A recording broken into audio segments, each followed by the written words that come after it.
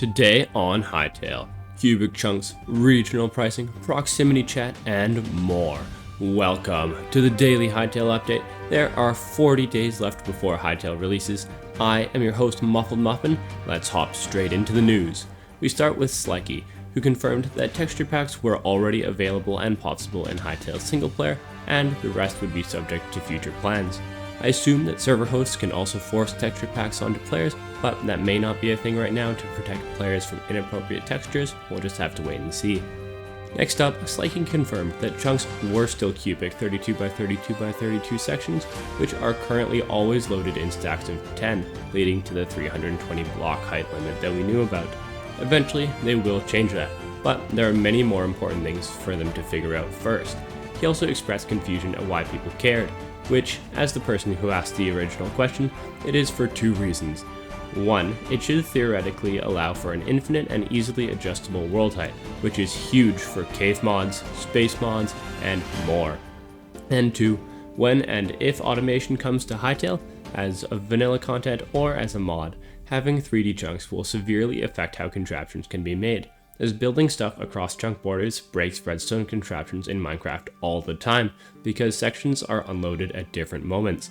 I struggle with this a lot when I play Minecraft Bedrock Edition, because there's no easy way to check chunk borders, and it has broken my moss farm on several occasions, because one of the dispensers is placed across a chunk border from the other dispensers, and it can cause the whole thing to be constantly flooded.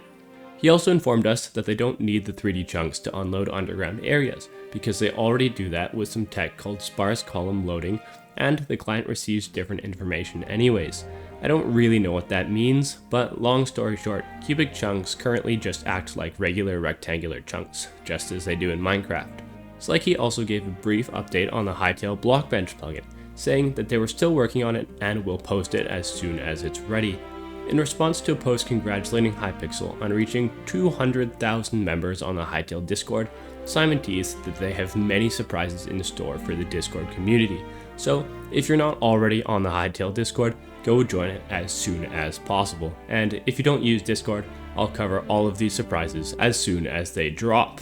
Someone asked Slikey how the Hypixel team's vibe compared now to what he had called the chaos phase of Hytale's pre-write development, and Slikey said that the vibes were even better because they have a release date and are even more determined than ever.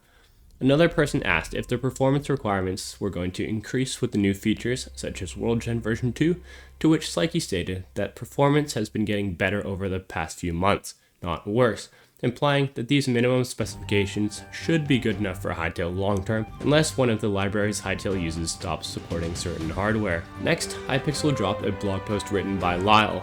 I don't really know how to say his name, but he wrote it, and it was a list of frequently asked questions, which they interestingly called Hytale's first FAQ, despite there already being 3 other FAQs on the Hytale blog.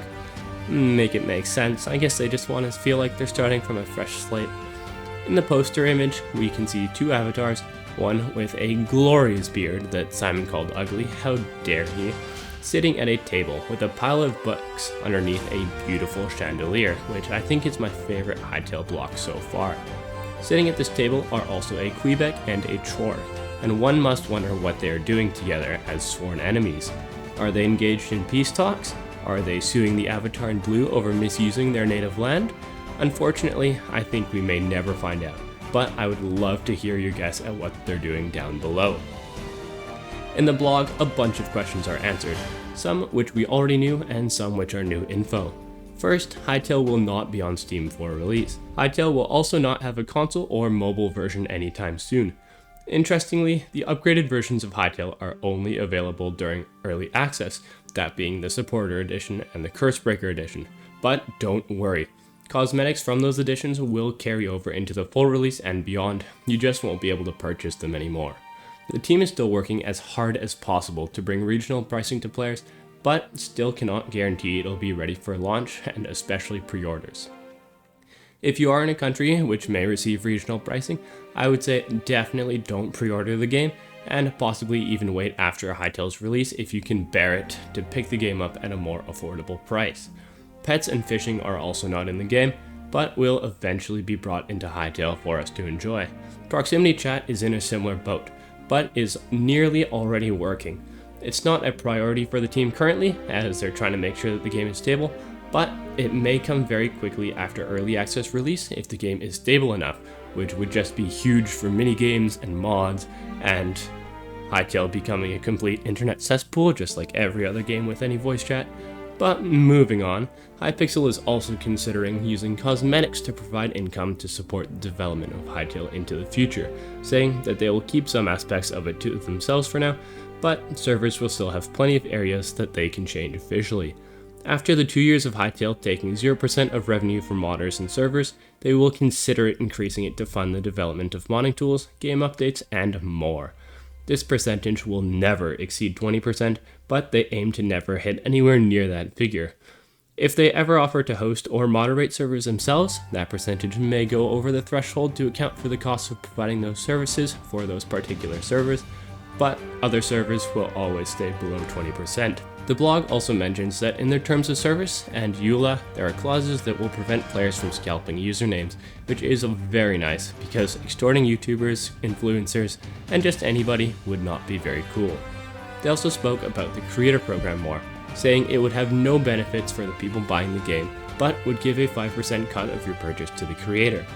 Anyone who often creates Hytale content, including YouTube videos, music, mods, art, streams, and more, can sign up for the program and will be vetted by the Hytale team. They also mention at the end of the blog post that any questions regarding Hytale should be sent to the @Hytale on Twitter with the hashtag AskedHytale tag or asked on their Discord.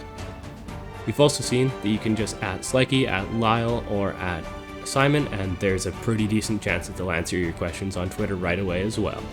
Next, it was confirmed that Simon has done 2 more text interviews with Prowl and Mine, which can be expected sometime soon. It's really nice to see other creators getting attention from the devs, but I'm pretty jealous it wasn't me. I'm gonna try once more to get an interview with Simon, and after that I'll probably just give up. Simon spoke about the cozy features they promised to show us, saying that they were still a few days from showing it off because something about them feels wrong, but very close to right. Once it's right, they'll then show them to us, and hopefully it'll show us just how awesome the game is for people who aren't super focused on combat.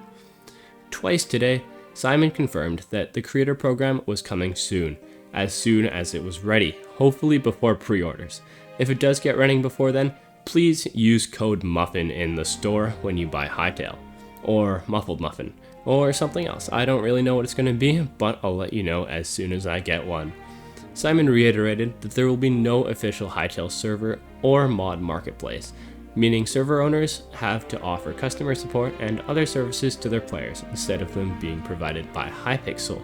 This just takes a big load off of the Hytale team early into their development when they want to be fairly small and won't want to have to deal with servers existing on their official marketplace and having to be upheld to a certain standard by Hypixel. Someone said that Hypixel taking up to a 20% cut of a server's revenue was a little bit excessive without Hypixel giving them anything in return, which in my opinion is a totally ridiculous take, because Hypixel is literally providing a game, an engine, modding tools, the whole server code, and a player base to them, but sure, they aren't giving server owners anything in return.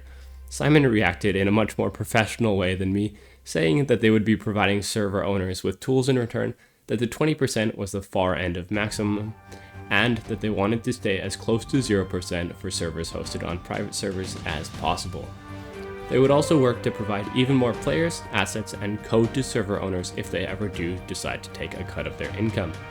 Official Hytale merch was also on the cards, with Simon saying it was a good way to keep their percentage cut lower by providing an alternative source of income to the developers. And I must say, please do make some merch. I need to get my hands on one of those Thankmas Hytale toques, and a stuffed Quebec or stuffed Torque would be a fantastic pet animal to have around. Last but not least, Lyle told everyone that his main focus, besides legal stuff, is regional pricing, so that they can make Hytale more affordable for everyone, especially communities in Latin America.